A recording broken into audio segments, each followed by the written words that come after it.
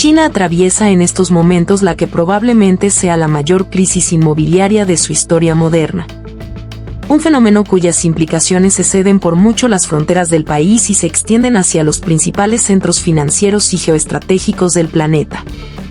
El colapso del sector inmobiliario chino no solo representa una amenaza directa a la estabilidad económica nacional, sino que también pone en entredicho el modelo de crecimiento que ha sostenido a la segunda mayor economía del mundo durante las últimas 3 décadas.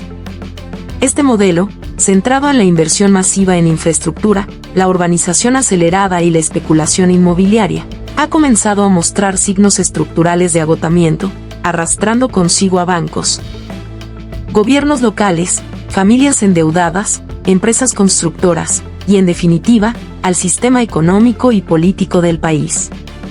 El detonante inmediato de esta crisis puede rastrearse al colapso de grandes desarrolladoras como Evergrande y Country Garden. Pero su origen profundo se encuentra en la forma en que el Partido Comunista Chino ha utilizado el sector inmobiliario como herramienta de crecimiento macroeconómico. Durante décadas, el gobierno chino promovió la compra de viviendas como un medio de acumulación de riqueza para su creciente clase media, incentivando la inversión inmobiliaria mediante políticas laxas de crédito, subsidios ocultos y la permisividad frente al apalancamiento excesivo.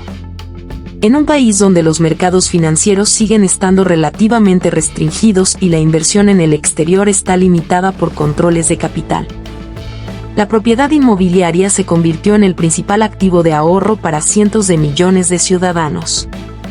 La situación comenzó a deteriorarse cuando Pekín decidió imponer las llamadas 3 líneas rojas, un conjunto de medidas regulatorias dirigidas a limitar el endeudamiento excesivo de las promotoras inmobiliarias. Esta política, implementada en 2020, tenía como objetivo frenar la burbuja de deuda en el sector y evitar un colapso desordenado.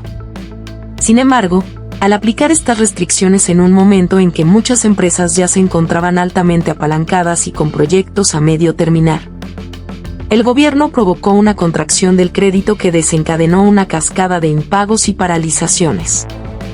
Las promotoras dejaron de pagar bonos y préstamos, los proyectos quedaron detenidos, y cientos de miles de compradores se encontraron atrapados en hipotecas sobre viviendas que quizás nunca serán terminadas. A esta crisis estructural se suma un entorno macroeconómico adverso. La economía china se enfrenta a una desaceleración prolongada, agravada por el envejecimiento de la población, el descenso de la productividad, la guerra tecnológica con Estados Unidos y el cambio de prioridades del liderazgo político bajo Xi Jinping, que ha puesto mayor énfasis en la autosuficiencia tecnológica, el control ideológico y la redistribución interna que en el crecimiento económico a toda costa.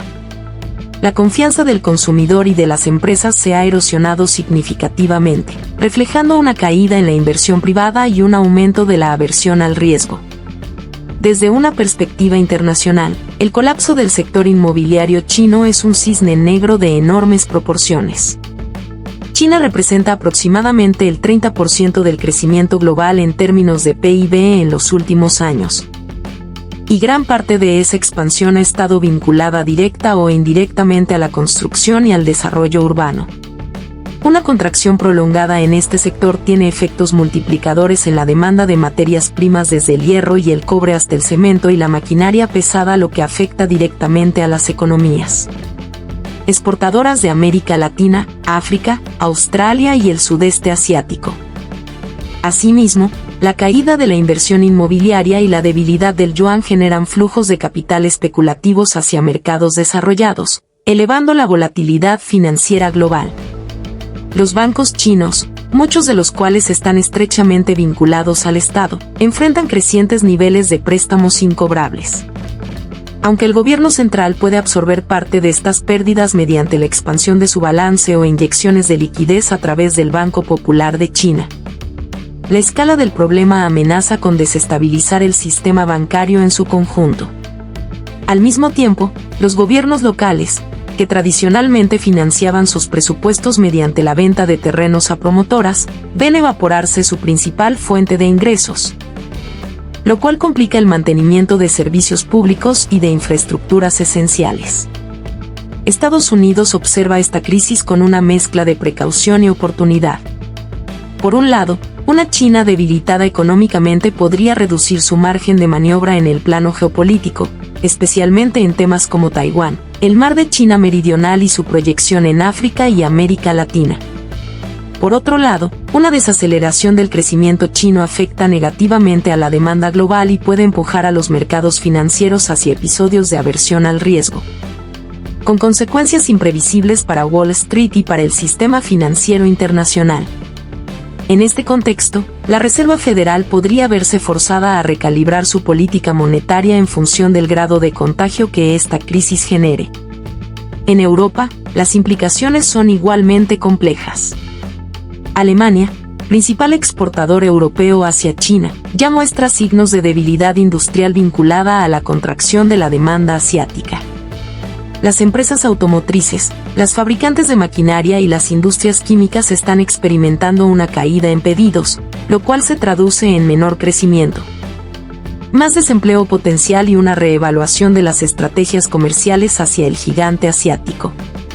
Además, el Banco Central Europeo deberá sopesar los riesgos externos a la hora de definir su postura sobre tipos de interés y programas de estímulo.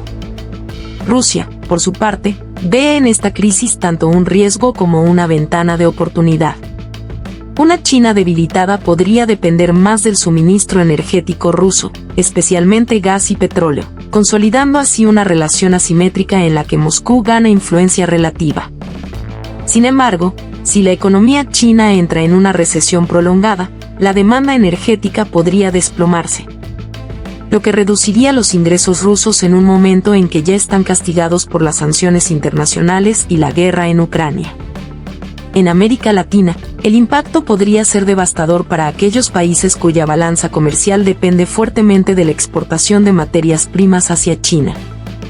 Brasil, Chile, Perú y Argentina verán caer los precios del cobre, el hierro, la soja y otras commodities, lo que se traducirá en menores ingresos fiscales, presión sobre las monedas locales y riesgo de inestabilidad política. Además, la reducción de inversiones chinas en infraestructura, que había sido una herramienta clave de influencia en la región, dejará muchos proyectos paralizados y una brecha financiera que será difícil de cubrir. Desde el punto de vista estratégico, el colapso inmobiliario chino podría marcar el principio del fin de la era del milagro económico sostenido por burbujas de activos y sobreinversión. Esto obligará al Partido Comunista a redefinir su pacto social con la población. Ya no bastará con ofrecer crecimiento y prosperidad material, sino que deberá encontrar nuevas fuentes de legitimidad.